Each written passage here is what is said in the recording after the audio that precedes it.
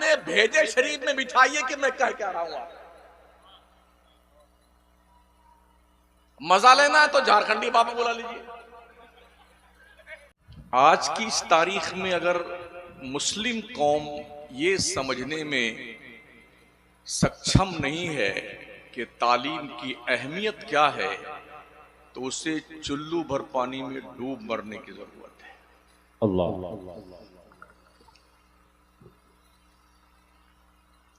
जागती आंखों के साथ आज तो बाज़ाब्ता तौर पे पूरी दुनिया ग्लोबल विलेज की शक्ल में आपके सामने मौजूद है। एक फिंगर प्रिंट के नीचे जहन्नम के सारे दरवाजे भी खुलते हैं और जन्नत के भी। फैसला आप पे मुनहसिर है कि आप कौन सा दरवाजा खोलना चाहते हैं। याद रखें, तरक्की वही कौमें करती हैं जो पढ़ती हैं।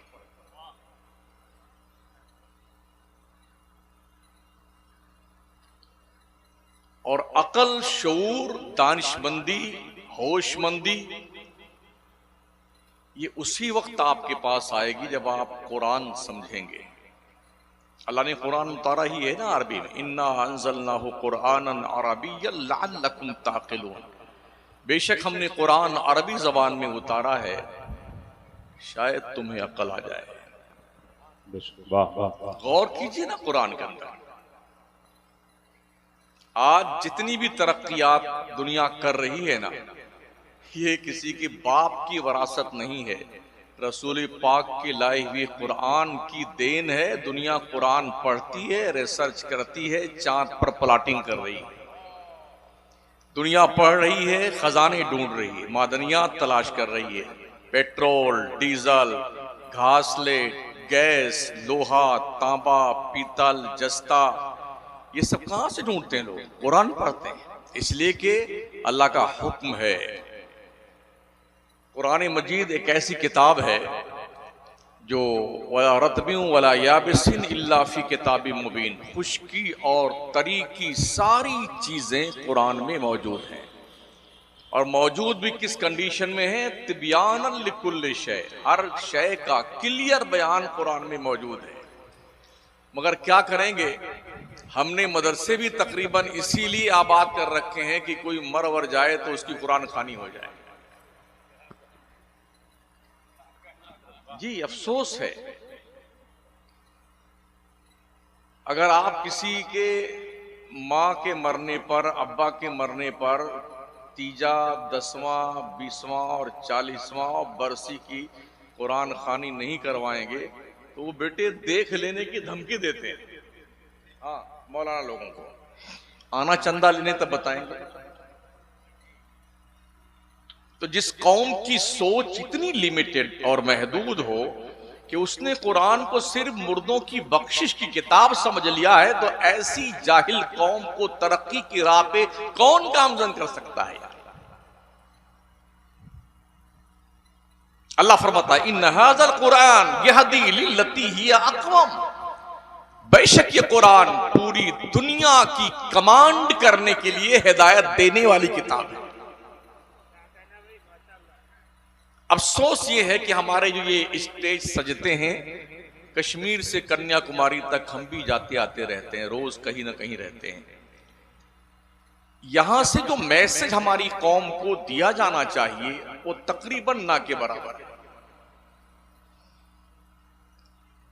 अभी नकीबी मिल्लत लतीफे की बात कह रहे थे ना, और अलकाब व आताब की बात। मेरी किताब है फैसला कीजिए मुजरिम कौन, उसमें मैंने ये लिखा है कि जब ये अलकाब व आदाब अकेले में मुलाकात करते होंगे आपस में, तो 40 दिन के लिए इद्दत में बैठते होंगे। अल्लाह अल्लाह अल्लाह, ये कहां कहां मुझे लपेट दिया गया। बहुत शर्मिंदा होते होंगे वो। इसलिए जरूरत इस बात की है कि नाम बड़ा और दर्शन छोटा ये खत्म किया जाए।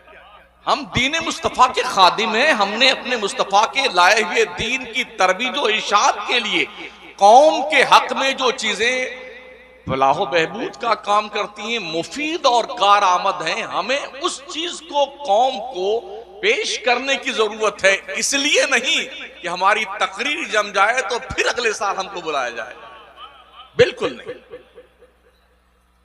तकरीर जमाने की बात करने वाले अहमक लोग हैं।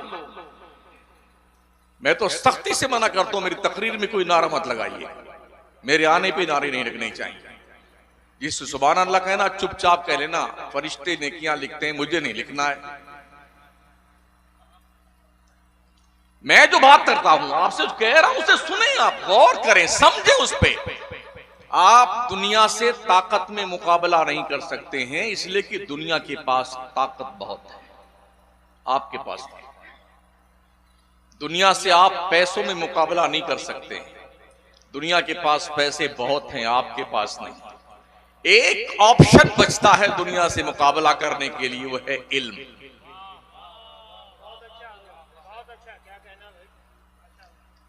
वो इल्म जब एक मोइनुद्दीन चिश्ती अजमेरी के पास पहुंचता है, अखंड भारत का बेताज बादशाह बनकर के विलायत की दुनिया में नुक्ते कमाल पर बुलंदी के पहुंच करके और बाज़ाब्ता तौर पर 90 लाख गुमराह दिलों में कलमे की रोशनी पैदा कर देता है। वो इल्म जब सिमना के ताजदार की बारगाह में पहुंचता है तो मखदूम अलाउल हक पड्डवी का फैज याफ्ता वो बंदे कामिल कछौचा की सरजमीन से फैज बांटता हुआ दिखाई पड़ता है और दुनिया के दिलों पे हुकूमत करता है।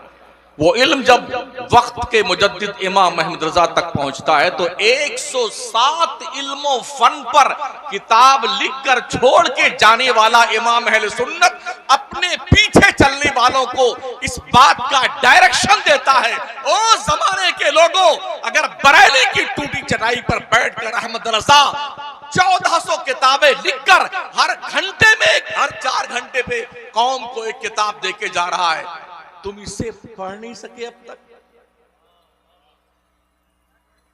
वो लिख के चले गए, हम अब तक पढ़ नहीं पाए। 1400 किताबें किसे कहते हैं? 68 साल की उम्र शरीफ आला हज़रत सरकार इमाम अहमद रज़ा फाज़िल बरेलवी की। बचपन पे कुछ दिन निकाल दीजिए आप और फिर जोड़िए। इतनी मुख्तसर सी उम्र में ऐसी जामे शख्सियत जिसने अपनों ही से नहीं बेगानों से भी अपना लोहा मनवाया।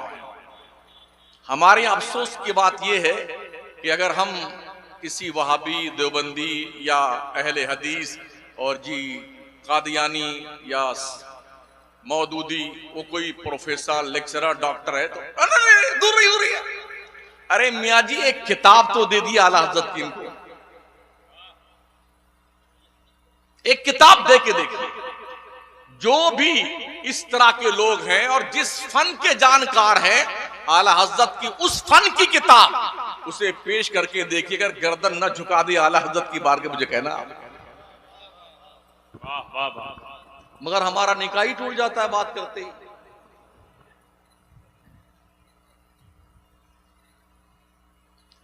दुनिया की मुख्तलिफ जबानों में अगर इमाम अहले सुन्नत की किताब का ट्रांसलेशन करके सिर्फ तकसीम कर दिया जाए ना, तो ये स्टेज लगाने की जरूरत हमें नहीं पेश आएगी।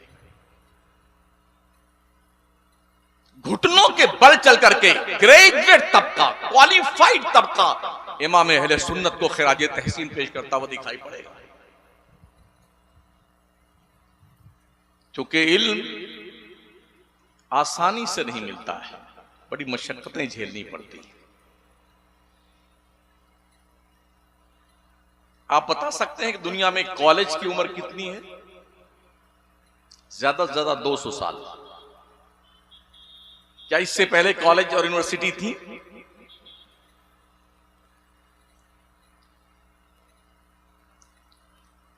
तो आज जो लोग दुनियावी तालीम हासिल करके और तरक्कियात के जीने तय कर रहे हैं और मंजिल तक पहुंच रहे हैं, जिस जमाने में ये कॉलेज यूनिवर्सिटीज नहीं थे, तो क्या उस जमाने में लोग इंजीनियर नहीं बनते थे? क्या डॉक्टर नहीं होते थे? क्या लेक्चरर नहीं होते थे? क्या जनरल कर्नल नहीं होते थे? क्या पढ़ के बनते थे? सिर्फ एक किताब पढ़ते थे जिसे कुरान मुकद्दस कहा जाता है। मेरे पैगंबर अलैहिस्सलाम ने जिस वक्त नबूवत का ऐलान फरमाया है तो पूरे हिजाज में सिर्फ 17 इंसान लिखना जानते थे, और मेरे नबी ने जब आखिरी खुतबा दिया है तो 1,24,000 इंसानों के हाथ में कलम थमा दिया था। दुख और मशक्कत भरी इस जिंदगी को आप दो हिस्सों में डिवाइड करें। मक्की जिंदगी को देख लें आप, जो 13 साल की जिंदगी है ऐलान नबूवत के बाद की, ये बहुत ही मुश्किल जिंदगी रही है। रात का चैन, दिन का सुकून सब गायब था। जुल्म और तशद्दुद के पहाड़ नबी रहमत अलैहिस्सलाम पर और आपके असहाब पे तोड़े जाते थे। काम करने का मौका नहीं मिला। मदीने शरीफ की सिर्फ 10 साल जिंदगी, 53 से लेके 63 साल की, जहां बेफिक्री के साथ तबलीग दीन करने का और इल्म को फरोग देने का वक्त मिला, मेरे पैगंबर ने एक किताब पढ़ाई, सिर्फ कुरान। सुफ़ा के चबूतरे में बैठ के पढ़ने वाले लोग वही कुरान पढ़ करके कोई डॉक्टर बन रहा है, कोई लॉयर बन रहा है, कोई इंजीनियर बन रहा है, कोई फौजी बन रहा है, कोई सिपाही बन रहा है, कोई कर्नल बन रहा है, कोई जनरल। क्या है ये? आप देखें ना, डॉक्टरी फन को उठा करके आप देख लें, मेडिकल साइंस क्या कहती है। 12वीं पास करने के बाद डिवाइड हो जाता है तालीम का सिस्टम। जो बायोलॉजी लेना चाहता है वो इधर जाए डॉक्टर बनने के लिए, जो मैथ लेना चाहता है इधर जाए। और इस बायोलॉजी में भी डेंटल स्पेशलिस्ट अलग है, चर्म रोग विशेषज्ञ अलग है, ब्रेन का डॉक्टर अलग है, ENT का डॉक्टर अलग है, गुर्दा और तिल्ली और कलीजी का डॉक्टर अलग है, और जी दिल का डॉक्टर अलग है, बोन स्पेशलिस्ट, और हर एक की डिग्री 5 साल के बाद ही मिलती है। मेरे पैगंबर ने एक किताब, एक ही सब्जेक्ट और एक ही टेबल पर बैठ करके एक ही वक्त में सबको वही किताब पढ़ाया। किसी को डॉक्टर बनाया, किसी को इंजीनियर, किसी को फौजी, किसी को लॉयर, किसी को, देखिए, जमीन से उठाया। एक अरब ने आदमी का बोल बाला कर दिया। खाक के जर्रों को हम दोषे रैया कर दिया। खुद न थे जो राह पर, औरों के हादी बन गए। क्या नजर थी जिसने मुर्दों को मसीहा कर दिया। सोचिए और 100 बार सोचिए। काश हमारे उलमा जिम्मेदारी से काम करें। मैंने एक जगह कह दिया था, भाई गवर्नमेंट आपको तनख्वाह देती है, माशाल्लाह बड़े खुद कफील आप लोग हो गए, तो अल्लाह के वास्ते अब तो जिम्मेदारी से पढ़ाओ बच्चों को। बहुत लोग नाराज हो गए थे, बहुत नाराज हो गए, दोबारा नहीं बुलाया मुझे। अच्छा, मुझे शौक भी नहीं है मुझे कोई दोबारा बुलाए। भाई साहब, आप 80,000 तनख्वाह पा रहे हैं, 1 लाख तनख्वाह पा रहे हैं, अब तो मेहनत करो बच्चों पर यार। पहले लोग 2,000 तनख्वाह पाते थे, नीम के पेड़ के नीचे पढ़ाते थे। कोई हाफिजे मिल्लत बनता था, कोई मुजाहिदे मिल्लत बनता था, कोई अहसन उलमा बनता था, कोई मुफ्ती रजब अली बनता था, कोई कौन लोग थे। कोई बहुत बड़ी यूनिवर्सिटी में नहीं पढ़े हुए लोग थे, मगर इल्म के कोहे हिमालय बन गए।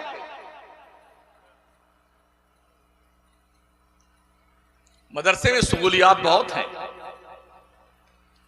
हमने देखा है स्कूल में, कॉलेज में हमारी गवर्नमेंट मिड डे मील देती है, लोग इसको भी खा जाते हैं। कई लोगों का मुकदमा मैंने सुना है कि उनका मुकदमा इसीलिए कायम किया गया है कि बच्चों का हक मार के खा गए। यानी 1 लाख रुपया तनख्वाह पाने के बाद भी बच्चों का मिड डे मील खा जाते बेच करके। सोचिए, चू कुफ्र काबा बरखेजत कुजा मानत मुसलमान। पहले के लोग अपना इल्म बच्चों के सीनों में उतारते थे। क्यों? उनका ये यकीन था, दरख्त अपने फल से पहचाना जाता है। इस काबिल बना दो बच्चे को, जहां पढ़ाएगा लोग कहेंगे यार, जब ये शागिर्द इतना कॉन्फिडेंस के साथ इतनी तालीम का माहिर है तो इसका उस्ताद कितना काबिल ना हो। ये इस बात के लिए लोग मरते थे, मगर आज वो हालात नहीं है। आज हालात बहुत बिगड़े हुए हैं।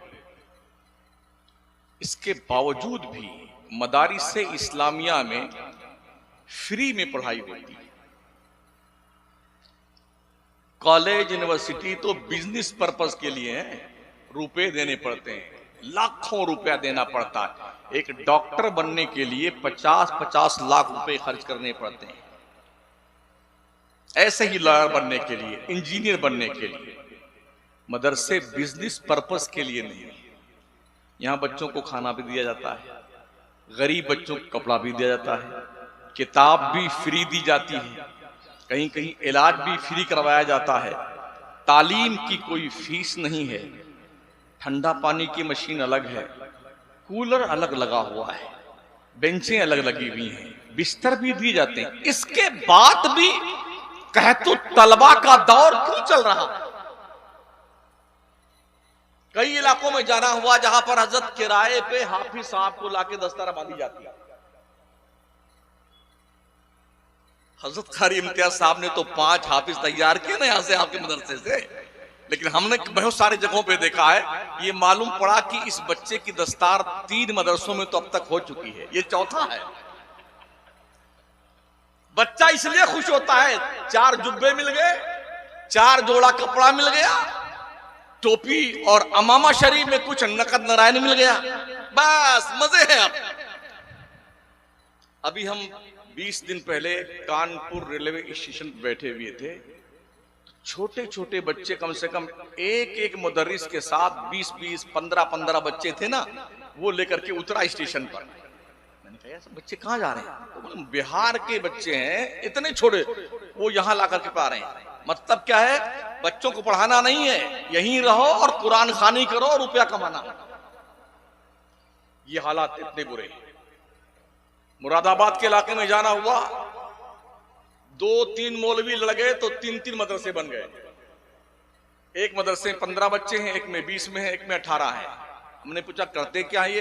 बोले सुबह 1 घंटा पढ़ते हैं, उसके बाद कुरान शरीफ की पेटी लेकर के फलाने साहब की कब्रिस्तान में जाते हैं, सेठ साहब के बख्शवाना के लिए, उनके बगिया में जाते हैं कि आम के बगीचे में आम खूब फले और खूब बढ़िया फसल आए, ये दुआ करते हैं। यानी यही एक काम उनका बचा है।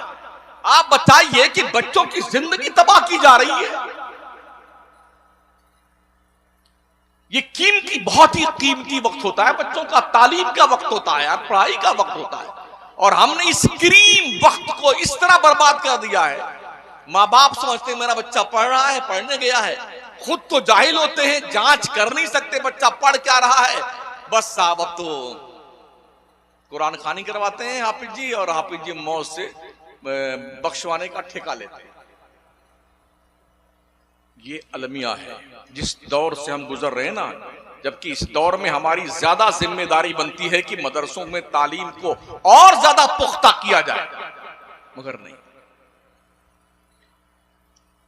बहुत पुराने जमाने का दरसे निजामी का एक सिस्टम है, वही चल रहा है। ये फलसफा पढ़ाना है, ये मंतिक पढ़ाना है, ये फलाना पढ़ाना है, ढकाना पढ़ाना है। हम देखते हैं हमारे मुल्क में जो स्कूलों में सिलेबस चलता है ना, हमारे मुल्क की हुकूमत का एक डिपार्टमेंट होता शिक्षा समिति का, हर 3 साल पर वो किताबों का जायजा लेते हैं, मंथन करते हैं, इसमें क्या डालना है नया और क्या निकालना है इसमें से।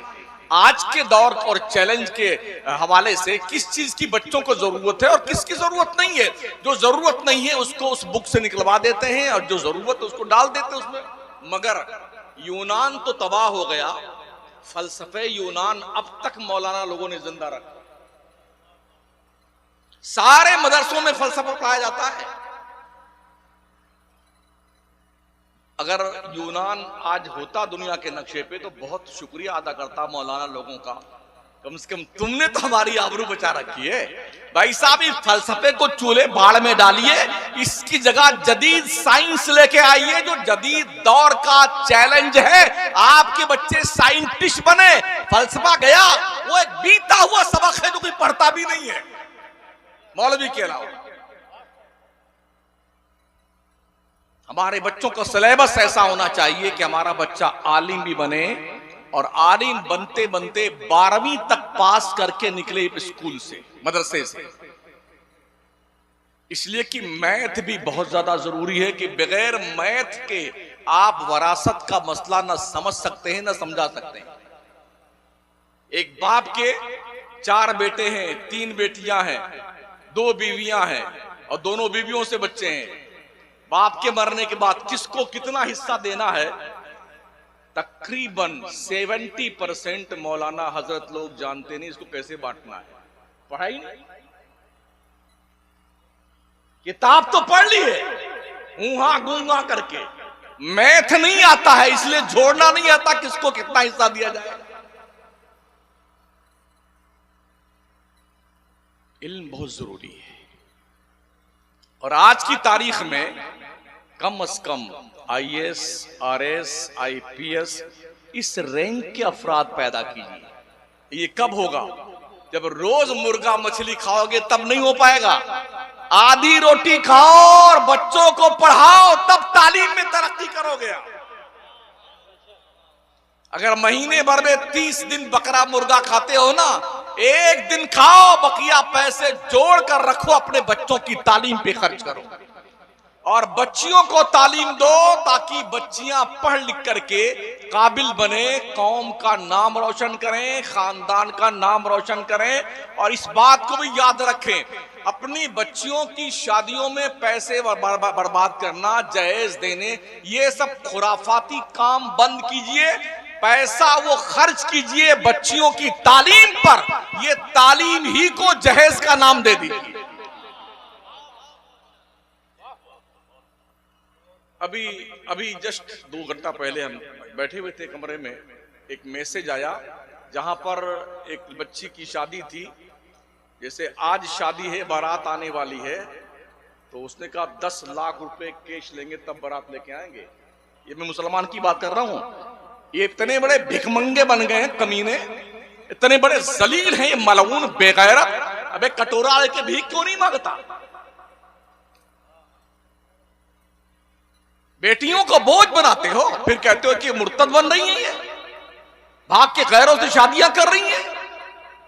एक बाप की अगर 3-4 बच्चियां पैदा हो जाएं और दिन की भर की मजदूरी उसकी 500 नहीं है, वो 5 लाख 10 लाख रुपया तुम्हारी तोंद भरने के लिए कहां से लाके देगा वो? तो बारात लाने का इनकार कर दिया दूल्हे के बाप ने। जानते हो, उसने कहा लड़की के बाप ने, अब तक तो मैं 7 लाख दे चुका हूं, उस पर बारात नहीं गई। एक गुलाब जामुन नहीं मिली थी तो आगरा की सरजमीन पर इतनी लाठी चली है, इतनी मार कुटाई हुई, कम से कम कई दर्जन लोग अस्पताल में पहुंच गए। ये मुसलमान के शादी की बात कर रहा हूं। मैं पूछना चाहता हूं, उलमा का बैठे हैं बड़ी जिम्मेदारी साथ, इस्लाम में कोई बारात का तस्वुर ही नहीं है। कहीं नहीं दिखा सकते हैं कि लड़कियों के यहां बारात लेके जाया जाए। एक रेफरेंस कोई माहिर का लाल नहीं दे सकता मुझे कुरान और हदीस। क्यों ले जाते? आज मैं उतरोला के पास था, एक गांव में गया था, जाफराबाद। कम से कम नहीं तो 25 स्कॉर्पियो थी मुसलमान की शादी में। डांसर अलग डांस कर रहे थे, नचनिए लड़के। पहले तो वो हिजड़े वगैरह नाचा करते थे ना, अब उनसे बड़े हिजड़े ये बन गए। हाँ, कमाल हो गया यार, यानी गैरतें मर गई हैं यार। एक दौर था कि नाचने वालों को किसी मुआशरे में इज्जत का मकाम नहीं मिलता था। आज नाचे वाले को स्टेज दिया जा रहा है और उन नाच के शौकीन लोगों की जरा जियारत फरमाए तो बड़े अदब से सामने बैठे, बाबा क्या बात है, क्या बात, क्यों करते रहे। आज की बात कर रहा हूं मैं। बड़ी बड़ी दाढ़ी शरीफ रखे हुए सब बैठे हुए थे स्कॉर्पियो में और सब लाइन लगाए खड़े हुए, एकदम रास्ता जाम किए हुए। ये मुसलमानों की शादियों का हाल है। तालीम नहीं हमारे पास, खाने में इतने माहिर हैं, डोंगा का डोंगा खत्म कर देंगे, चाहे सामने वाले की इज्जत जाए चूल्हे पहाड़ में, हमें कोई मतलब नहीं। मालदारी देखनी है तो इनकी शादियां देखिए मुसलमानों की, और गरीबी देखनी है तो मस्जिद की झोलियां देख लीजिए। 5-5 रुपए 2-2 के सिक्के डालते हैं जुम्मा में, नहीं डालते हैं, अंदर ही बेटे टटोल लेते हैं कि मतलब वो 10 रुपया सिक्का ना आने पाए। हाँ, ये प्रैक्टिकल है, देखा हुआ हाल बता रहा हूं। ऐसे मुट्ठी बंद करके डालेंगे नहीं, कोई देख ना पाए। और कुछ तो ऐसे बैठ जाएंगे आंख मीच करके, ये बला चली जाए आगे तो ठीक रहे, झोली फिराने वाली। ये शौर तुम्हारा मुसलमान। मैं कोई इसी बाउंसर नहीं फेंक रहा हूं, लॉजिक नहीं जो आपके सर के ऊपर से गुजर जाए। 2 और 2 4 की बात करता हूं, सोचिए और 100 बार सोचिए। मैं अर्ज कर रहा था तालीम बहुत जरूरी है। आपकी तारीख, अगर आपने आज भी तालीम के हवाले से बेदारी नहीं पैदा की तो आपको दुनिया जूता बना के पहन लेगी और आपको एहसास तक नहीं हो। तो कॉलेज की जिंदगी 200 से 250 साल तक की है। इससे पहले कोई यूनिवर्सिटी नहीं थी, कोई कॉलेज नहीं था, मगर जरूरत ईजाद की मां है, आवश्यकता जो है आविष्कार की जननी है। जैसे जैसे जरूरत पेश आती गई ना, काम होते गए। जब यूनिवर्सिटी नहीं थी, कॉलेज नहीं थे, 400 साल से ज्यादा का अरसा गुजर गया। ताजमहल किसने बनाया था? कुरान पढ़ने वालों। कुतुब मीनार किसने बनाया था? कुरान पढ़ने वालों। लाल किला किसने बनाया था? कुरान पढ़ने वालों। किसी यूनिवर्सिटी में पढ़ने नहीं गए थे, लेकिन हमने कुरान का दामन छोड़ दिया तो हम कहीं के नहीं रहे। ना हमारे पास दीन की तालीम बची, ना हमारे पास दुनिया की तालीम बची, बस घूम रहे हैं साहब। सबसे ज्यादा बर्बाद वक्त करने के लिए मुसलमान के पास ही वक्त है, टाइम पास कर रहे हैं। 50 से 70-80 साल की उम्र मिली है, क्या इससे कम होगी? इसको भी पास करते हो, ये खुदे पास हो जाएगा। और जब बुढ़ा जाओगे तब तुम्हें लगेगा यार पूरी जिंदगी चली गई, उमरिया बीती जाए गई। नेमतों की कदर कीजिए और मदरसों को फरोग दीजिए। बहुत ही बारीक निगाह रखी जाती है मदरसों, बहुत पैनी नजर है। अगर हमारी हुकूमत हमें सही ढंग से कोऑपरेट करे ना तो आज भी फजलहा खैराबादी पैदा हो सकता है मदरसों, आज भी हसरत मोहानी पैदा हो सकता है, मोहम्मद अली चौर, किफायतुल्लाह अली काफी, ये सब मदरसों की पैदावार है। लेकिन मदरसों के हालात यही हैं, कहीं की ईंट कहीं का रोड़ा, भानुमती ने कुंबा जोड़ा। बड़ी मुश्किल से एक कमरा बनता है बगैर किसी प्लानिंग के, यहां जोड़ लीजिए, यहां बना लीजिए, यहां बना लीजिए, कोई सिस्टम नहीं है 90% मदरसों का। वजह पैसों की कमी है कि हमारी कौम खुराफात पे पैसे खर्च करना जानती है, काम की चीजों पे पैसे नहीं खर्च करती। फॉर्च्यूनर लेके घूम सकते हैं, लेकिन ये फॉर्च्यूनर आपकी कब्र में नहीं जाएगी। बंगला बना के झूमर लटका सकते हैं आप, आपकी कब्र में एक कुमकुमा नहीं जलेगा। शानदार खिड़कियां लगा करके आउटलुक आप दिखा सकते हैं, कब्र का कोई आउटलुक नहीं होता है। जाके देख लीजिए, एक बारिश आने के बाद नई कब्रों के रुखे ज़ेबा की जाके ज़ियारत करके आ जाइए, ऐसे धंस जाती हैं कब्रें, पूरा तख्ता उलट गया, डेड बॉडी दिखने लगती, कभी कफन नजर आने लगता है। ये अंजाम वो परफेक्ट हकीकत है जिसका इनकार नहीं किया जा सकता है। फिर भी हम सूरदास बन करके जिंदगी गुजार रहे हैं।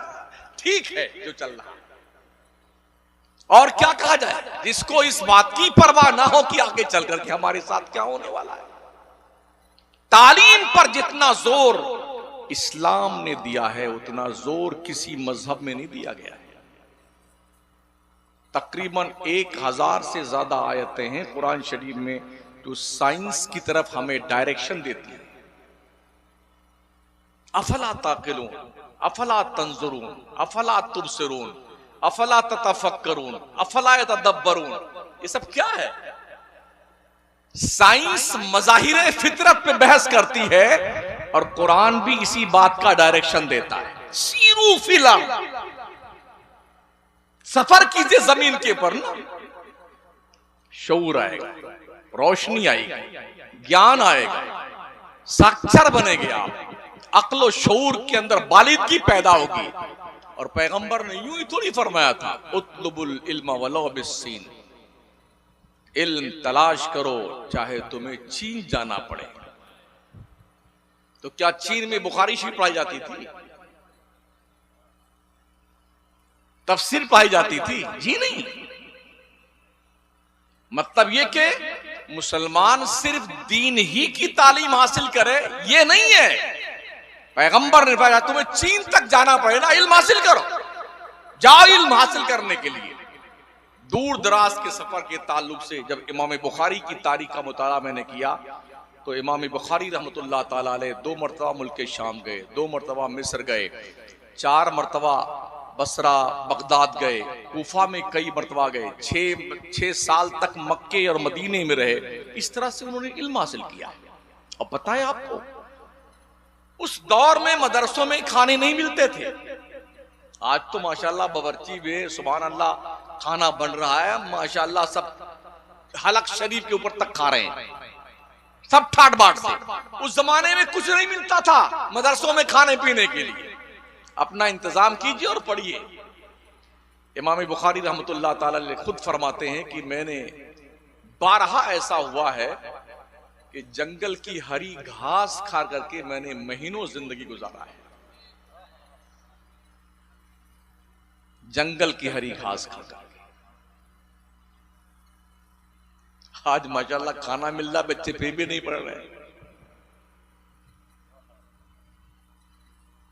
एक बार बीमार पड़े तो डॉक्टरों ने कहा कि इमाम बुखारी के ताल्लुक से इनकी आंतें सूख गई हैं।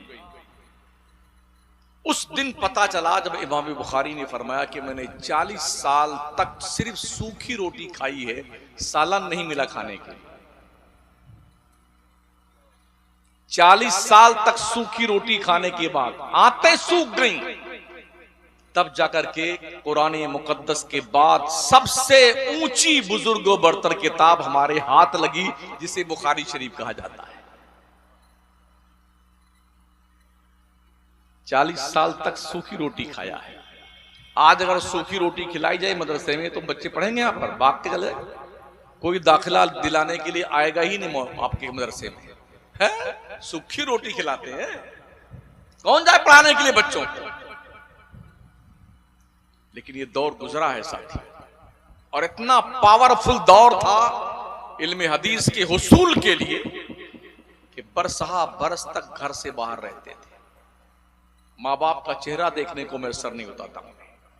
लेकिन इल्म की एक धुन थी जिसको हासिल कर लेने के लिए उन्होंने बाज़ाब्ता तौर पे कसम उठा रखी है और ऐसा अंजाम दिया, इस काम को ऐसा अंजाम दिया कि आज मुहद्दिसीन किराम की जो अहादीस एकजा की हुई है ना, चाहे बुखारी हो, मुस्लिम हो, तिरमिज़ी हो, अबू दाऊद हो, नसई हो, इब्ने माजा हो, दीगर कुतुब अहादीस हो ना, बड़ी मशक्कत के बाद इन्होंने इकट्ठा किया है। जब उस दौर में कोई सोर्स नहीं था। आज तो मान लो किस पता चल जाए कि फला हदीस जो है मक्के शरीफ मिलती, आदमी यहां से बैठेगा फ्लाइट में 6 घंटे मक्का पहुंच जाएगा। उस जमाने में तो 6 महीने में घोड़े का सफर होता था, तब कहीं जाता था आदमी इल्म सीखने के लिए। मक्के शरीफ से बुखारा, समरकंद, निशापुर, यहां बगदाद आ जाइए, कूफा जाइए, नजफ आ जाइए, हजारों मील की मसाफत है। लेकिन लोग चौक तो चौक जाते थे एक दौर था जब बगदाद इल्म का ऐसा मरकज था, तातारियों के जुल्म सितम की बुनियाद पर जब किताबों को तातारियों ने आग लगा दिया, कुतुब खाने को, और उसकी राख जब फेंका ना दरिया में, तो दरिया के अंदर पानी काला हो गया था दजला का। इस तरह हमारी किताबें जाया की गई। मतलब सतीजा कार रहा है अजल से ताइम रोज, चरागे मुस्तफी से शरारे बूल है भी। उसी जमाने से दुनिया मुसलमानों की दुश्मन बनी हुई है और अब तक लोग दुश्मनी पे आमादा हैं। जरूरत इस बात की है, आप कोशिश कीजिए पढ़ने की। जब पढ़ता है इंसान तो उसे कोई आदमी नेगलेक्ट नहीं कर पाता है। APJ अब्दुल कलाम ने तालीम हासिल की, क्या भारत ने नेगलेक्ट किया उन्हें? सदर जमहूरिया भी बने और हमारे मुल्क भारत को मिसाइल की दुनिया में उतने ऊंचे मकाम पे ले गए जहां पहले कभी भारत नहीं था। सीखिए ना इल्म। लोग कहते यार पढ़े लेंगे तो नौकरी नहीं मिलेगी, तो फिर कौन जाए पढ़ने के लिए? तालीम नौकरी के लिए नहीं होती भाई साहब, ये तालीम की तौहीन है। अगर कोई इल्म हासिल करता है नौकरी के लिए, बेवकूफ है वो। इल्म हासिल करो इंसान बनने के लिए। इल्म रोशनी है और रोशनी का काम क्या है? खुद रोशन हो, दूसरों को रोशन कर दे। ये ट्यूबलाइट जल रही ना, खुद रोशन है, पूरे इस मुआशरे को उसने रोशन कर रखा है। इसे को इल्म कहते हैं। अल इल्म नूर, आका फरमाते हैं इल्म रोशनी है और हम इसे टुकड़ों पे तलाश करते हैं। नौकरी नहीं मिलेगी तो हम पढ़ेंगे नहीं। मत पढ़िए भाई साहब, इसलिए कि तालीम नौकरी के लिए नहीं, इसकी तौहीन है तालीम। हजरत उमर फारूक आजम ने सिर्फ 2.5 पारे सूरे बकरा के रसूल करीम से 12 साल में पढ़े थे और फिर दोस्तों की दावत की। 12 साल में 2.5 पारा पढ़ने के बाद इस खुशी में कि हमने आका करीम अलैहिस्सलाम से 2.5 पारे सीखे हैं अपने दोस्तों की दावत करने की। क्या कुछ ना सीखा होगा उन्होंने। जब भी पैगंबर फरमाते हैं ना, लौकाना बादी नबिया लकाना उमर अल खत्ताब, अगर मेरे बाद कोई नबी आना पॉसिबल होता, उमर इस शान का मालिक है कि उमर नबी बन के आता। यूं पढ़ने वाले लोग, तालीम इस तरह लोगों ने हासिल की थी। आज स्कूल में, कॉलेज में बच्चों की तादाद ज्यादा क्यों है? वहां पर बहुत सिस्टम से पढ़ाई होती। माफ कीजिएगा, हम भी मदरसे के आदमी हैं, लेकिन हमें दुख इस बात का होता कि हमारे यहां सिस्टम ढंग का नहीं है। वहां पर बाज़ाब्ता तौर पर छोटे बच्चे, यानी इतना भी 3 साल का भी नहीं हुआ बच्चा, वो जब पढ़ने जाता है स्कूल में ना, तो गेट पे दो लड़कियां खूबसूरत अच्छा कपड़ा पहन करके, ट्रे लेकर के उसमें चॉकलेट रखे हुए, और वो वेलकम माय सन वेलकम, बच्चों का इस्तेमाल करती हैं और चॉकलेट खिलाती हैं बच्चों को।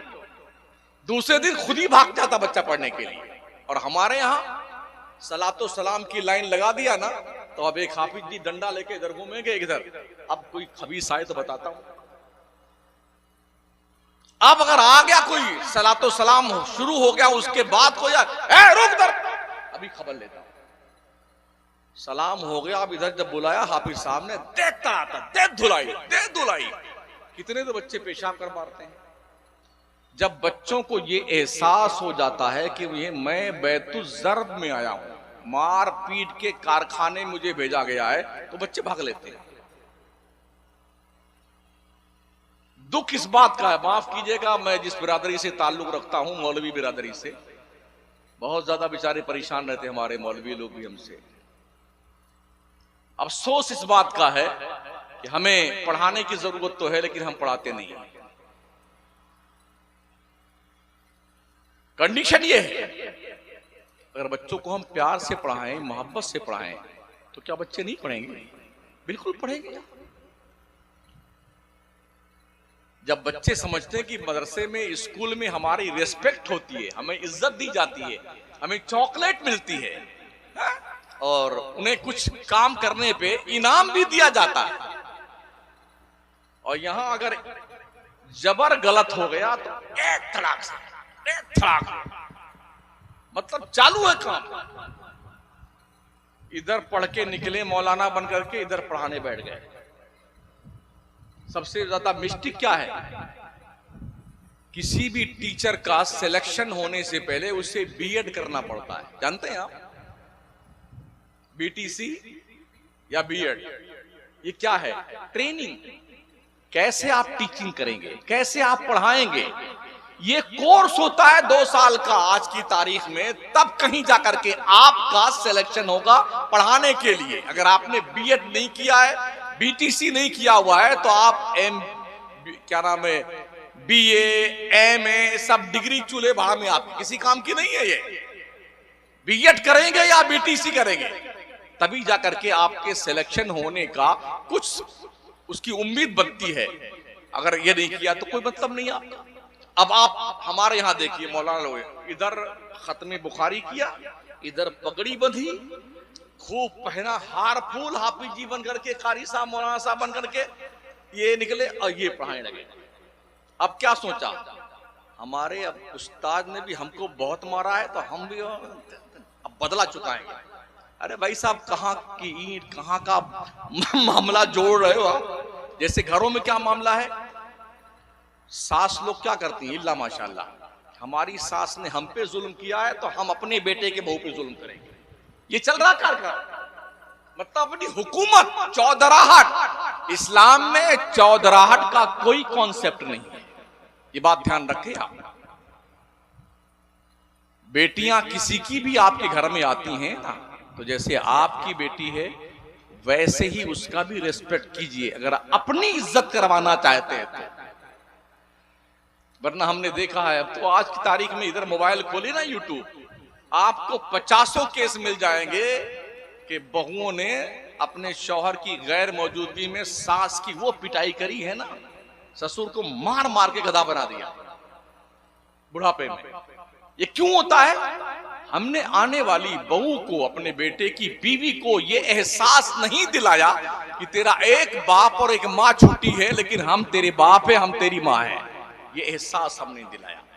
खानगी जिंदगी में जो आज बुराइयां मुस्लिम मुआशरे में पाई जाती हैं, आए दिन तलाक की नौबत, खुला की नौबत, तबाही बर्बादी का अंजाम। कई साल से लड़की मैके में बैठी हुई, कोई फैसला करने वाला नहीं है, और जिंदगी गुजर जाती है मुकदमा लड़ते लड़ते। ये तबाहियां बर्बादियां हम रोज देखते हैं, क्योंकि हम चलते ना रास्ते में, कभी कोई वकील लोग मिल जाते हैं, मौलाना क्या करते हैं आप, भी कोई तकरीर वगैरह करते हैं, भाई आप अपनी कौम को समझाते नहीं। बहुत सारी औरतें आती हैं, मुकदमा, एक बच्चा गोद में लिए हुई हैं, एक उंगली पकड़े हुए, मुकदमा लड़ने आती हैं, कई कई साल लड़ती रहती, कुछ उनका भला नहीं होता है। क्यों लोग तलाक देते हैं? ये वो करंट इश्यूज हैं जिससे आज की तारीख में हमारा मुआशरा जूझ रहा है। मगर ये जब बातें की जाती हैं ना, तो लोग यार ये क्या बात है, कोई मजे वाली तकरीर नहीं। तकरीर मजे लेने के लिए नहीं होती है, अपने भेजे शरीफ में बिठाइए कि मैं कह क्या रहा हूं। मजा लेना है तो झारखंडी बाबा बुला लीजिए।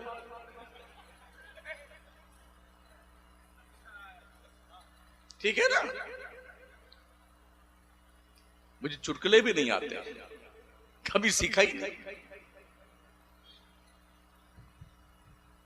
ये मैं अपना दर्द दिल पेश कर रहा हूं आपके सामने। बड़े अदब से आपसे गुजारिश, मुआशरा बदलिए। जो बच्चे अभी शादी की लाइन में हैं, उनका रिश्ता हो गया है और माँ बाप नहीं मानते कि जहेज लिए बगैर शादी नहीं करेंगे, उन बच्चों को मेरा मशवरा है, जैसे कल शादी है तो आज की रात में कलकत्ता भाग जाना या बंबई भाग जाना। सुबह पता चले अब्बा अम्मा को कि गुड्डू कहाँ गए, तो कोई जान ही नहीं पाएंगे। अब किसकी बारात ले जाओ? क्या ये तुक है ठीक कि यूं तो खूब बढ़िया जुब्बा कुब्बा अमामा शरीफ और झालर मालर ओढ़ करके दुल्हा बन के गए और पहली रात में बेगम से मेहर माफ कर दे, बेगम मेहर माफ। अबे बेशरम है, गैरत मर गई तेरी। पहली रात में सरेंडर हो गया बेगम के सामने। ये क्या बात बनी यार।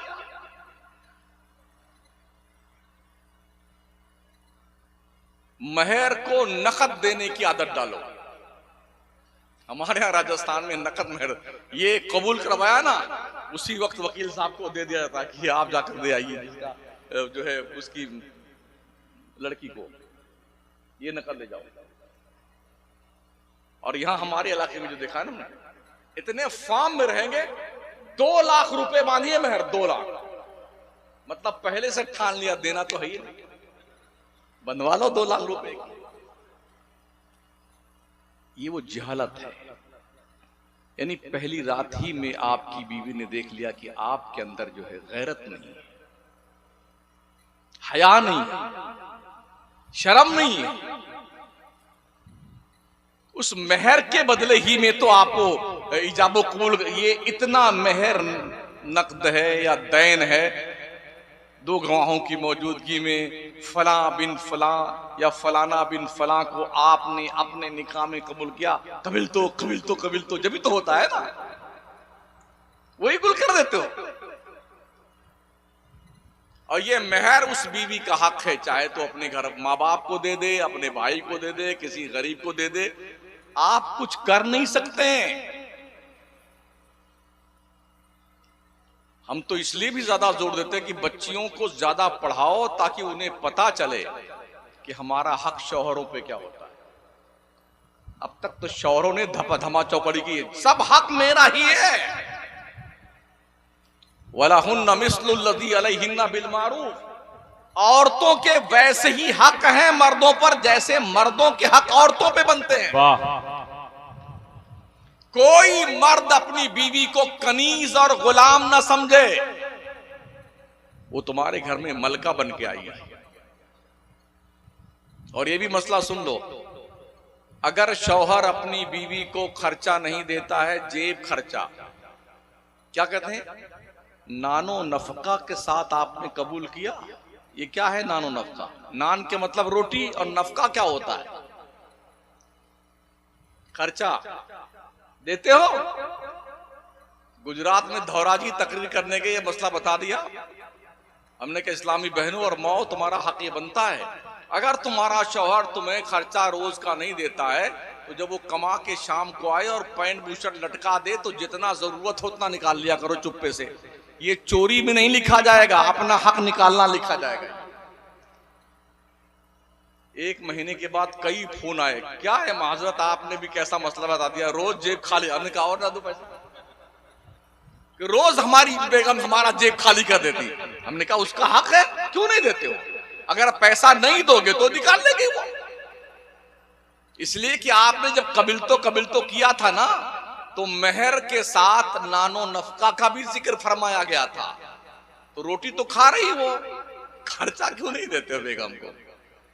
इसलिए बच्चियों से, बहनों से गुजारिश है, तालीम हासिल करो ताकि तुम्हें पता चले तुम्हारा हक तुम्हारे शौहर पे क्या बनता है। और जब बच्चियां पढ़ी लिखी होंगी तो उनकी गोद में परवान चढ़ने वाले बच्चे भी अच्छे बनेंगे, क्योंकि माँ की गोद ही पहली तरबियतगाह है। पहला स्कूल तो माँ की गोद ही है ना, पहली दानिशगाह माँ की गोद है। अगर माएँ पाकीज़ा होती हैं, बाशऊर होती हैं, क्वालिफाइड होती हैं, तो उन गोदों में परवान चढ़ने वाले बच्चे भी माइंडेड होते हैं, जीनियस बच्चे पैदा होते हैं और काफी होशियार बच्चे पैदा होते हैं। और अगर माँ घसियारन रहती है तो बच्चे भी घसियारन। बड़ा फर्क बनता है इसका, स्वभाव का बड़ा फर्क पड़ता है, गोद का बड़ा फर्क पड़ता है। तो इब्तिदाए दिन से ही माओं की जिम्मेदारी बनती है कि अपने बच्चों पे मेहनत करें। पहले तो माएँ मेहनत करती भी थी, और जब से मोबाइल हजरत तशरीफ ले आए हैं तब से बच्चों की खिदमत खत्म। खुद एक पकड़ लिया है इतना लंबा मोबाइल, एक बच्चे को पकड़ा दिया है। तुम भी इसी में जूझते रहो, मैं भी इसी में जूझती रहूं। अब हालत ये हो गई है कि बच्चा रोटी तक नहीं खाता जब तक उसके सामने कार्टून निकाल के ना दो। और इतने शार्प माइंड है वो सब फंक्शन खोल लेते हैं, 2 साल के बच्चे, 1 साल के बच्चे, यूं यूं ये लो साहब, हमको नहीं आता है, हम सिर्फ 4 जानते हैं, 4, 5वां अब तक सीखा भी नहीं हमने मोबाइल में। लेकिन 1.5 साल का बच्चा, 1 साल का बच्चा ये सब कहां सीखता यार? कार्टून निकाल लेता है, वीडियो खोल लेता है, और जी फोन कहां से लगता है वो निकाल लेता है, पता नहीं क्या क्या उसमें है, फोन पे है और गूगल पे है और जाने क्या क्या उसमें है, बहुत सारे अस्माए गिरामी लिखे हुए उसमें, मुझे नहीं पता। लेकिन इतने छोटे छोटे बच्चे सब जान जाते हैं। इतने ट्रेंड कहां हुए हैं ये? जब ये माँ के पेट में रहते ना बच्चे, तो माएँ टाइम पास करने के लिए, कल की माएँ कुरान पढ़ा करती थी जब बच्चे पेट में होते थे। आज की माएँ मोबाइल देखती हैं, बच्चा पेट में रहता है, वो सारा डायरेक्शन यहां से वहां ट्रांसफर होता रहता है। बच्चे मां के पेट में क्या सीखते हैं? आपने सुना होगा ना, गौसे पाक 18 पारे के हाफिज बन के पैदा हुए थे। 18 पारे के हाफिज।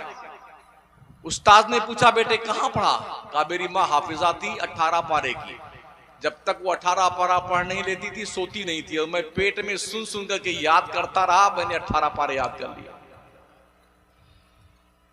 कुतुबुद्दीन बख्तियार काकी, महरौली शरीफ दिल्ली में जिनका मजार है, गरीब नवाज के पहले खलीफा, वो भी 14 पारे के हाफिज बन के पैदा हुई।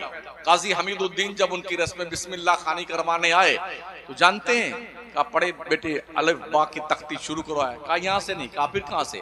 शुरू किया अलहम्द से, और 14 पारा जबानी सुना गए पहले दिन। कहा बेटे क्या ये पढ़ा, कहां से तुमने याद किया? कहा मेरी माँ 14 पारे की हाफिजा थी, जब तक पढ़ नहीं लेती थी सोती नहीं थी, मैं पेट में याद करता रहा।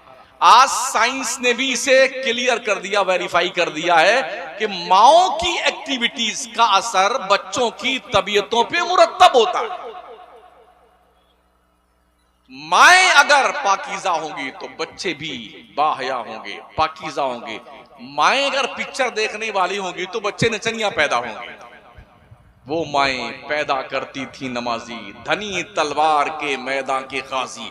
वो माएं जब भी लेती थी बलाएं, दिया करती थी बेटों को दुआएं। इबादत में कटे बेटा जवानी, शहादत पे हो आखिर जिंदगानी। ये मिजाज था उस दौर का। इस तनाजुर में हजरत खुनसा रज़ी अल्लाह तआला अन्हा का एक वाकया मुझे याद आया।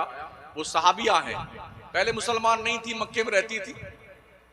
इनका धंधा था रोने का। किसी का अब्बा मर गया, अम्मा मर गई, तो रोने की एक टीम होती थी। उस टीम की एक ठेकेदार होती थी, 15-20 औरतें उनकी कमांडरिंग में होती थी। वो रोने के लिए जाती थी। अब्बा आपके मरे हैं ना, ये टीम खुद रोती थी। इनके आंसू कितने ऊपर ही रखे रहते हैं, फटाक से बाहर निकल आते हैं औरतों के। तो वो रोने जाती थी। जैसे कुरान खानी का ठेका होता है, मनरेगा का ठेका होता है, नरेगा का ठेका होता है, आयत करीमा का ठेका होता है, ऐसे वहां पर रोने का ठेका होता था। 10 दिन 20 दिन रोती थी, अपना नजराना लेके चली आती थी, बांट देती थी, ठेकेदार का थोड़ा पैसा ज्यादा मिलता था। बाद में ईमान लाई हजरत खुनसा, शौहर भी उनके ईमान लाए। शौहर एक जंग में शहीद हो गए। ये जिंदा थी हजरत उमर फारूक आजम के दौर खिलाफत तक, और जंगे कादसिया में इन्होंने अपने 4 जवान बेटों के साथ जंग में शिरकत किया। कादसिया में दोनों आंखों की रोशनी चली गई थी। जैसे कल जंग होने वाली है ना, आज शाम को चारों बेटों को बुलाया। कहा बेटों मैं तुमसे एक बात कहना चाहती हूं। कहा बोल मां, क्या बोलती? तो फरमाती कि बेटे तुम एक बाप और एक मां के बेटे हो। मैंने तुम्हारे बाप से खयानत नहीं की है। कहा मां क्या कहना चाहती? कहा मैं कहना ये चाहती हूं बेटे, कल जब मैदान कारजार गर्म हो तो मैदान में कूद पड़ना इस्लाम के दिफा के लिए। खबरदार किसी दुश्मन का कोई वार तुम्हारे पीठ पर नहीं आना चाहिए, सीने पे जख्म लगने चाहिए। अगर पीठ पे जख्म लगा तो हश्र के मैदान में तुम्हारे गला को पकड़ लूंगी अल्लाह के दरबार में। कहा ठीक है। जंग शुरू हुई, चारों बेटे मैदान जंग में। इत्तेफाक देखिए, 4 के चारों शहीद हो गए, जवान बेटे। आज की मां होती तो क्या करती? चारों जवान बेटे शहीद हो गए। मुसलमानों को अल्लाह ने फतेह दी। लोगों ने आके बताया, खुनसा तेरे चारों बेटे शहीद हो गए। कहा मुझे मेरे बेटों के पास ले चलो। ले गए। चारों पीठ के बल लिटाए हुए थे। कहा ये चारों लाइन से लेटे हुए। बैठी, पैर से लेके सर तक टटोला, पूरा अगला हिस्सा जख्मों से चूर था, तलवारों के, तीरों के, बर्छियों के जख्म लगे हुए। खड़ी हुई, फरमाया हमारे चारों बेटों को पेट के बल लिटा दो, जरा मैं पीठ भी चेक कर लूं। जब चारों बेटों को पेट के बल लिटाया गया, फिर बैठी और चेक किया सर से लेके पैर तक। खड़ी हुई, कहती अल्लाह तेरा शुक्र है, मेरे रब तू गवाह हो जा, खुनसा अपने चारों बेटों की शहादत से राजी है। क्या ज़ौक़ था माओ का यार, क्या मिजाज था उस दौर की माओ का। जब माएं इस तरह की औलाद पैदा करती थी, तब जाकर के इस्लाम की बहारें पूरी दुनिया में देखने को मिली हैं। आज तो हमें इस्लाम की लज्जत का कुछ आभास नहीं है, एहसास तक नहीं है। हम तो बस रफली मुसलमान हैं। कुर्ता पजामा पहन लो, जुम्मा के दिन टोपी लगा लो, ईद के दिन सऊदी वाला जुब्बा पहन लेना, जिन्ना छाप टोपी लगा लेना, हो जाओ अस्सलाम वालेकुम, आइए गले में, चाहे हड्डी टूट जाए सामने वाले की। मर्दूद एक रोजा नहीं रखा है और सबसे कीमती कपड़ा पहन के नमाज पढ़ने आए ईद की। कौन है? मुसलमान। छल करते हो इस्लाम से। क्या मिजाज बिगाड़ा हमने आपने। इससे पहले कि कोई बदकिरदार दोस्त आपके बच्चों से क्लोज होकर उनके दिल पर बुराई की तहरीर लिखे, ओ बापो अपने बेटों से क्लोज होकर मुस्तफा के वफादारी की तहरीर लिखो उनके दिल पे। माओ बहनों तुम भी सुन लो, इससे पहले कि कोई तुम्हारी बेटी की गर्लफ्रेंड उसके दिल पर गुनाहों की तहरीर लिखे, तुम तुम्हारी बेटियों से क्लोज होकर उनके दिल पे कनीज़े फातिमा की तहरीर लिखो।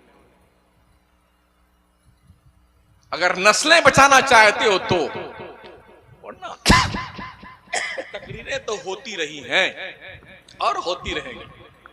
वाह वाह करते रहना, सुभान अल्लाह, जिंदाबाद मुर्दाबाद करते रहना। ना तुम्हारे कहने से कोई जिंदाबाद होने वाला है, ना तुम्हारे कहने से कोई मुर्दाबाद होने वाला है। तो नकीब साहब की जिम्मेदारी बेचारे की, इसी का नजराना उनको मिलता है, तो थोड़ा चाहते बढ़ाते हैं वो। हर जगह एक जगह एक नकीब मिले, नाम नहीं लूंगा, नहीं बिल्कुल नहीं, तो खूब चढ़ा बढ़ा करके उन्होंने खूब खिताब फरमाया, बुलाया लोगों। जब आए जलसा खत्म होने लगे रोने, धाड़े मार के रोने लगे। हमने कहा हजरत खैरियत हो? बोले हजरत बड़ा डर लगता है, बहुत जाहिलों को अल्लामा और मुफ्ती बनाना पड़ता है और डर लगता है कि अल्लाह को जवाब क्या दूंगा। तो हमने कहा फिर आज शाम को यही आप काम करेंगे, तो फिर रोने का क्या फायदा, जब आपका रोज का यही कारोबार है कि जो अल्लामा नहीं है उनको अल्लामा बनाना है, जो मुफ्ती नहीं उनको मुफ्ती बनाना है। और कभी भी वो यूरोप नहीं गए, मगर खतीब एशिया व यूरोप भी बना देते हैं हम उनको, खतीब अरब व अजम बना देते हैं। कभी गए नहीं, ना उमरा करने भी नहीं गए, तो ये सब बनाते हैं लोग, मतलब खूब इसी का कि ताकि नकीब साहब जलसे में जगमगाहट ले आए। अभी हमारे कारी इम्तियाज साहब फरमा रहे थे, बहुत 2-2 मिनट का वक्त दिया है सबको, नकीब साहब को भी। हमने कहा बहुत बाउंड कर दिया आज तो कारी साहब ने लोगों को 2-2 मिनट में समेट दिया। वरना हमने देखा है एक जलसे में कम से कम 2 मुकर्रिर का वक्त जो है नकीब खा जाता है, वाकया सुना करके। और इतने शेर पढ़ता है, इतने शेर कि सारे शायर पनाह मांग लें उससे।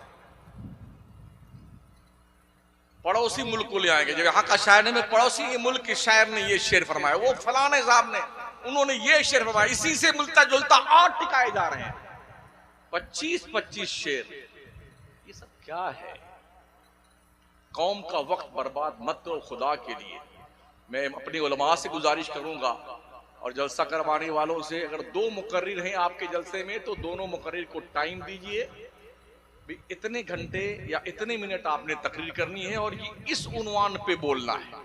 किसी को उन्वान दीजिए कि शराब हराम है और इसकी हुर्मत पर आपको दलील देनी है कुरान और हदीस से। जुआ हराम है, सट्टा हराम है, कबूतर उड़ाना हराम है, तीतर लड़ाना हराम है, मुर्गा लड़ाना हराम है, समझ रहे हैं? किसी का हक मार के खा जाना हराम है। किसी को उन्वान दो पड़ोसियों के हुकूक क्या होते हैं। अगर मुसलमान पड़ोसी है तो उसका हक क्या है, आओ कोई गैर मुस्लिम पड़ोसी उसका हक क्या बनता है। आप ये उन्वान दिया जाए। बाप का हक बेटों पे क्या है, बेटों का हक बाप और माँ पर माँ का क्या है, ये सारे हुकूक बताए जाए। उस्ताद का हक क्या होता है, किसी को जन्नत का जिक्र, किसी को जहन्नम का जिक्र। 6666 आयतें हैं कुरान में, एक एक आयत को उन्वान दे दो, इस पे आप बोलिए तकरीर की। मुसलमानों के उरूजो जवाल की तारीख बताओ। मुसलमान इतनी तरक्की पे था, जवाल पजीर क्यों हुआ, ये उन्वान नहीं दिया। अगर दिए जाएंगे ना उन्वान, जिस दिन से ये काम शुरू हो जाएगा तो फिर समझ लेना 70% खतीब लोग रास्ता छोड़ के भाग जाएंगे। यकीन मानिए 70% खताबत करने वाले लोग ना, जो छुआछाड़ जुआ खूंखार तकरीर करते हैं ना, पता नहीं लगे कहां गए ये। 3 तकरीर रट करके हिंदुस्तान भर में तकरीर खतीब आजम बने फिरते हैं लोग। एक हजरत थे, इंतकाल हो गया, अल्लाह गरी के रहमत फरमाए। हमारे इलाके में तकरीर करने आए तो हर जगह उनकी वही एक ही तकरीर सुनते थे हम लोग। कहा हजरत कोई नई तकरीर तो सुनाए। बुढ़ो बक आदमी, एक के तकरीर में छुट्टी नहीं मिलती, दूसरी कौन याद करने। बोलिए, किसी को नमाज का उन्वान दिया जाए, रोजे का दिया जाए, हज का दिया जाए, ज़कात का दिया जाए, ये सारे अनावीन हैं। कभी गुफ्तगू सुनी इस पे आपने? जिसको जो याद है वो धमा चौकड़ी में जाके गया, जिंदाबाद मुर्दाबाद, वाह वाह वाह वाह, क्या बात, मजा आ गया आज तो जलसे में। अगले साल फिर बुलाना। जलसे करने में पैसे खर्च होते हैं, ये कुर्सियां लाई गई हैं, लाइटिंग हुई है, सजावट की गई है, उलमा बुलाए गए, शोरा बुलाए गए, पैसे खर्च होते हैं। खाना खिलाया आपने, पैसा खर्च होता है यार। कम से कम इसका रिफंड अगर आपको सही और माकूल ना मिले दीन के तालीम के हवाले से, तो फिर क्या मतलब हुआ इतना पैसा खर्च करने का। ये कपड़ा सिला गया है सतर पोशी के लिए, अगर कपड़ा सतर पोशी ना करे तो कपड़े का क्या मतलब होता है। कपड़ा पहन के कोई नंगा दिखाई पड़े, क्या मतलब इसका होता है यार।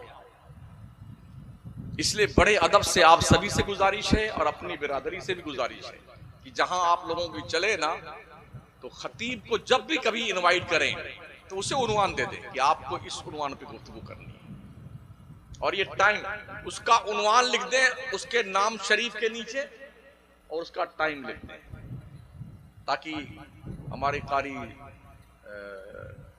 इम्तियाज साहब को ये ना कहना पड़े कि आपको सिर्फ 2 मिनट बोलना है। नाम, उन्वान और टाइम पोस्टर भेज दीजिए, और ये पाबंद किया जाए हर मुकर्रिर को और शायर को। अगर किसी को 4 शेर पढ़ने के लिए कहा गया है तो यक्के शेर वो 4 मरतबा पढ़ता है। आखिरी आखिरी करते करते 12 शेर पढ़ जाता है। गलत कह रहा हूं? तो टाइम इस तरह हमारा बर्बाद होता है।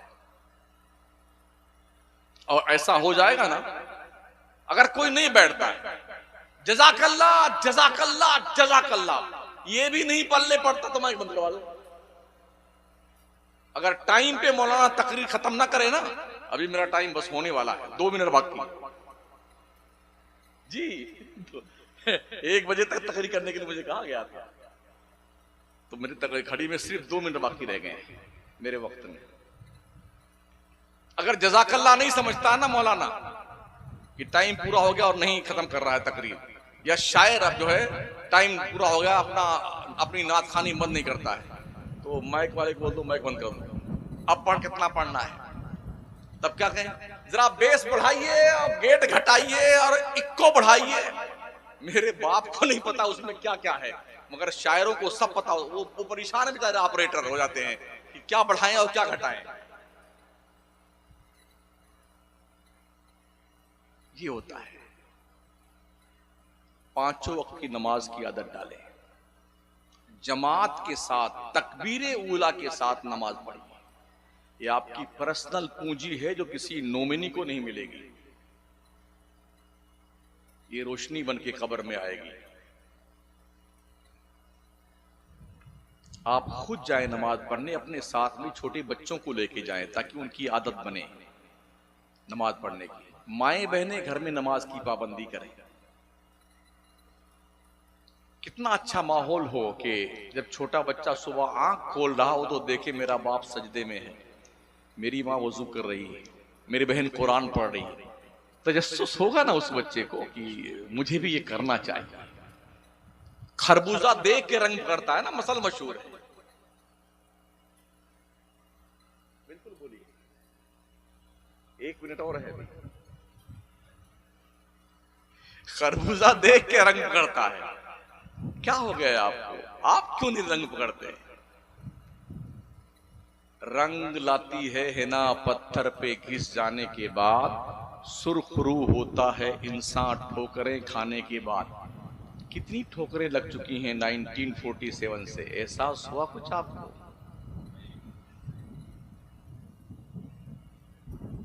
दूसरा काबा तो हम खुद ही नहीं बनने देंगे। अगर कोई मक्का में काबा दूसरा बनाना चाहे उसको हम जुतिया देंगे कायदे। दुनिया क्या समझती है कि हम दूसरा काबा बनने नहीं देंगे। मुसलमान कोई काबा बनाएगा उसका थोबड़ा तोड़ देंगे मार करके हम।